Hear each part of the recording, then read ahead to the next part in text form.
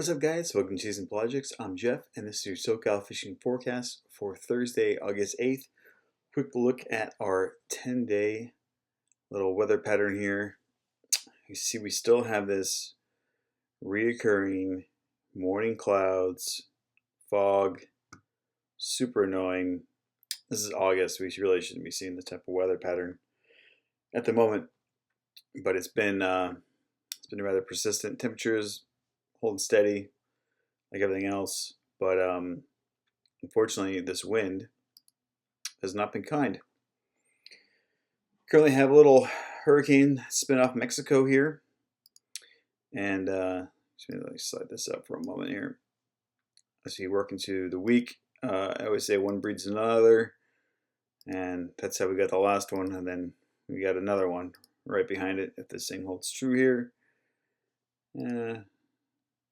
Kind of. Once it hits this northwest wind shear, it pretty much dies out. But nothing alarming, concerning. Gonna get a little bit of south swell, short period. Looks like it's gonna be 12 seconds here. And let's get back to our local view.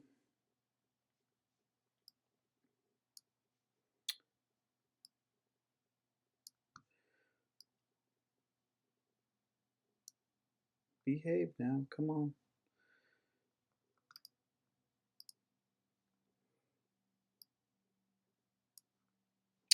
All right, so currently Thursday's wind pattern, light offshore winds coming up this week. And it's really, again, the direction of these things you got to pay attention to. And coming into Friday, we get a little bit more of a westerly flow. Saturday looks the same. And then start getting the eddy pattern again, which tends to shut down the bite a little bit. So usually, wind blows from the south, they don't open their mouth. This is a possibility looking at this weather pattern over the next couple days. Again, just the direction of this north wind really dictates what we're going to see. But, this is all territory beyond that is really virtually unknown.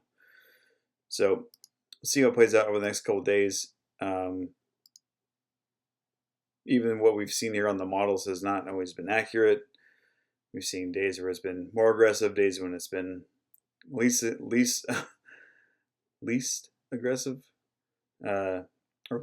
less aggressive.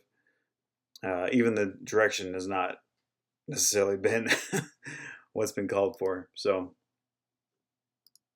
but looking at our current marine forecast, 30 to 60 miles out, including the second main island. Really, the biggest thing we're going to see pop up here was this 5 to 6 feet. It's this south swell at 5 feet at 14 seconds. That's coming from those hurricanes down south. So might see maybe a little more time spent at the beach this weekend versus fishing. But these variable west winds is kind of like the wild card. You got a little west at 1 foot 9 seconds. But then later on we got west at 2 feet, west at 4 seconds. So when this all combines together with a south 3 feet at 9 seconds, it could kind of turn into a little washing machine out there. So more of a knowing wind chop, not so much like a gnarly swell, but it could be rather annoying. So time will tell as we get closer to what we got going on here. I did make it out last weekend on my boat. Unfortunately, trip was cut short. Ran into a little electrical issue with a jumper wire on the back of my relay panel that decided to arc. I didn't find it until I got home, but I was on my way out here to the 499 all the way, considering going out to the 7-Eleven, depending on the fuel and what I saw. I made it past the 14, and that's when I ran into my issue. Basically lost the entire house electrical side on the boat. And although I was comfortable navigating to where I wanted to go, all the bait rolled, so no bait pump. Bilge pump also didn't work on the same panel. So it didn't work on the switch, but technically it did work on the the 24-hour power on the float switch. So I probably would have been okay there. Yeah, so that was a real bummer. If you're going to operate your own boat, you should practice this in case it happens to you. Always know your headings, which direction you're leaving. I don't have autopilot on my boat, so when I am leaving, I am always paying attention to my compass and not so much my navigation screen to make sure that I know my heading. And then obviously know the reverse heading. So if you're heading in one direction and something happens per se, you know your exact heading home. If you obviously if you have a phone, you can use that too. But I know I don't want to have to rely on that. I like to also rely on a compass. Never steer you wrong if you know which direction you're going. So you got that as well. Try to make somewhat of a day out of it without going too far. Headed towards Avalon. Try and maybe look for some of those striped marlin that popped up. And didn't see any marlin. Saw two good bluefin eat off the surface on the slide, kind of almost not quite as south as 152. So I was intrigued by that. Tried to box them out, dragging some Mad Max, but didn't really see any other sign other than that. And then I wanted to come work up here towards Long Point and the Leah Island with the proper wind direction. Should have some good glassy water to work with here. To sight fish for striped marlin and use the gyros since I didn't really have anything else to work with. And the wind was blowing right down the front of the island instead. So pretty much lost all the tools I could work with efficiently at trying to take a crack at some fish here. So ended up calling it early day and settled for a sandwich and a couple beers in the harbor. But all in all, still nice day to be out in the water. Whatever the case may be. So we'll get that squared away this weekend here. I got some new jumpers and dielectric grease to put on and make sure we don't have any more issues like that again. So, but yeah, that's that. As far as this week, pretty quiet up here at the Channel Islands. No real sign of game fish that I'm aware of. I would hope to see some yellowtail make it up here, maybe turn on, but it just seems like this northwest wind is just not really helping anybody. Water temps are still pretty cool up here, 66, maybe some 70. If some squid can stay in one place, maybe we'll get some yellows up here and let it turn on, but it seems like La Nina is starting to rear its ugly head, and by that I mean these northwest wind conditions are just been absolutely relentless. You usually don't see this in August, especially with this morning overcast. So we're not really getting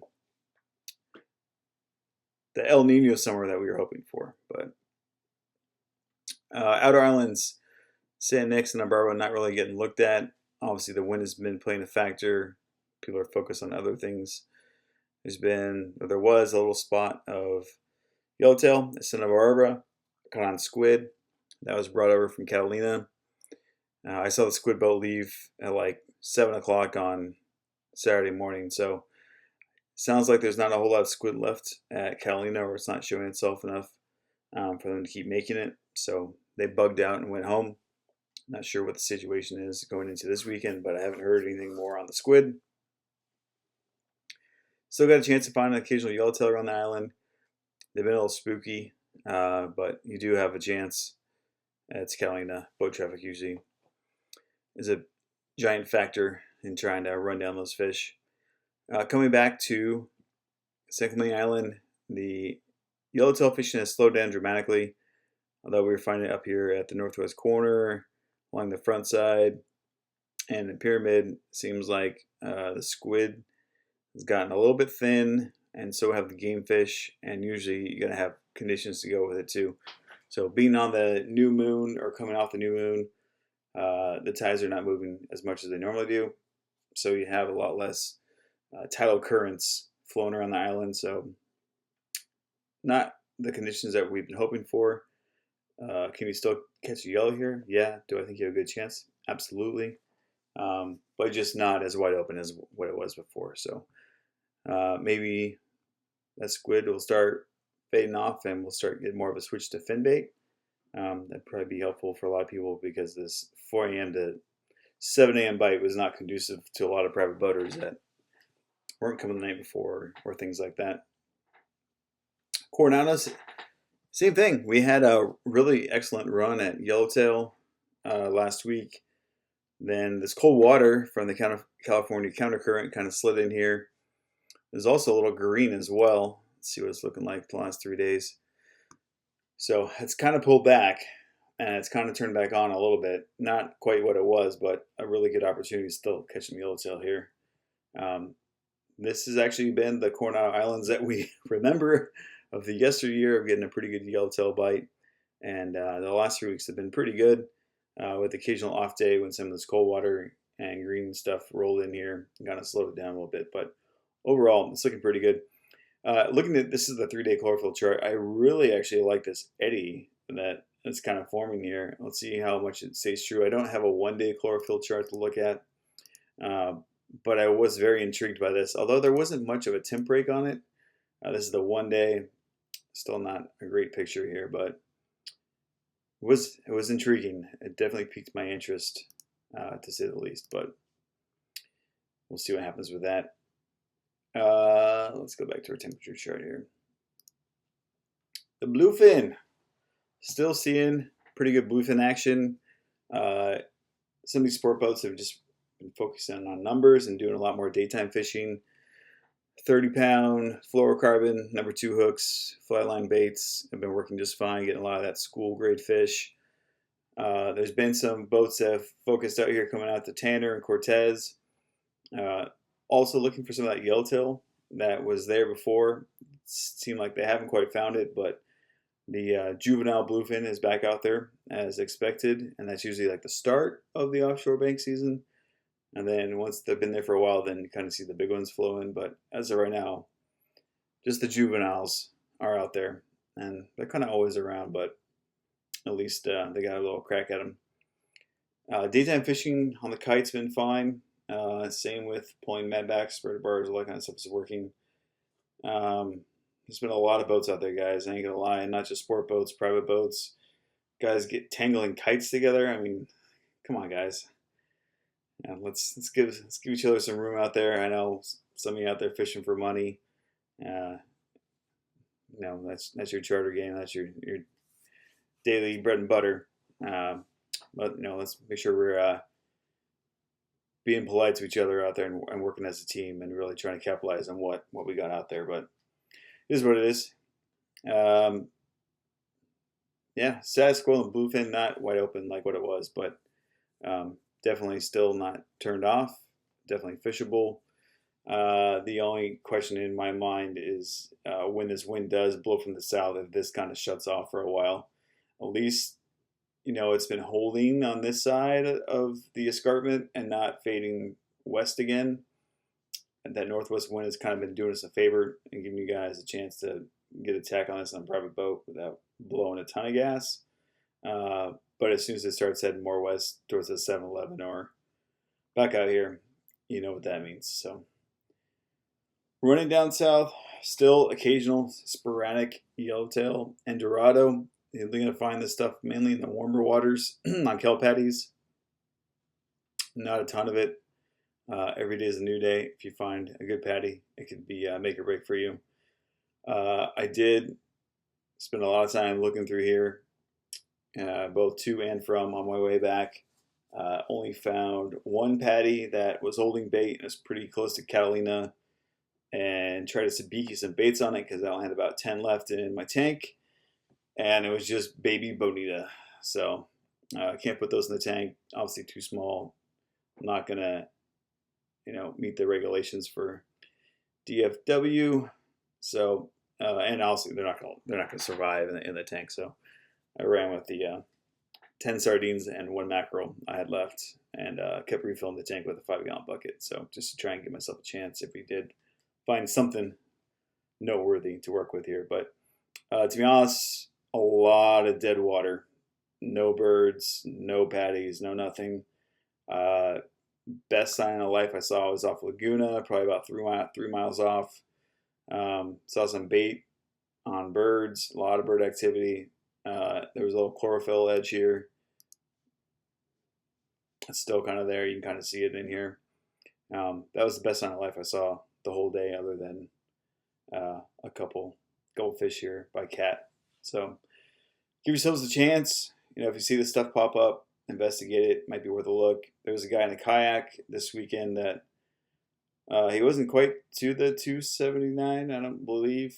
Forget the picture, but he hooked a straight marlin, landed it, but he got towed 11 miles almost to the 209. He got the fish, sick, released it, badass in my book. But if you want to pedal your kayak from nearly the 209 and back to Dana Point, 3 miles an hour in the wind at best, that's an extremely long way. I guess at least he got some help. He had proper setup, proper radio, handheld radio, and he was able to get in back by 11 p.m. But kayak guys, no lights, you're hard to see, even with a flag, not in the dark. Definitely you're not going to be seen in the dark. So make sure you're safe out there. You got a backup plan. If you lose your electronics, like myself, guess what? Still had a radio, a backup handheld waterproof radio. It's in my ditch bag. So if you're going to get yourself out there and offshore, make sure that you are self-sufficient and that you can find your way back home, or be skilled enough to be able to reach out to someone or fix something yourself. And in my case, if I would have spent more time out there, I would have figured it out, but I didn't want to take off the kick panel on the front of my console and take all that apart out there on the water. I figured it's much easier to do at home. And I figured it out in about 20 minutes at home, so it is what it is. But that's it for this week, guys. Be safe out there in the water. Hopefully this northwest wind will die down and give us a good chance, a better look at some of these fish. And maybe, just maybe, these little hurricanes down south will start kicking up some yellowfin, so we can get that second run of the season here. So that's it for this week, guys. Be safe out in the water, and we'll see you next week. Cheers. Hey, thanks for watching. Make sure you subscribe to the channel and check out our website and online store at chasingprojects.com. And make sure you share the stoke.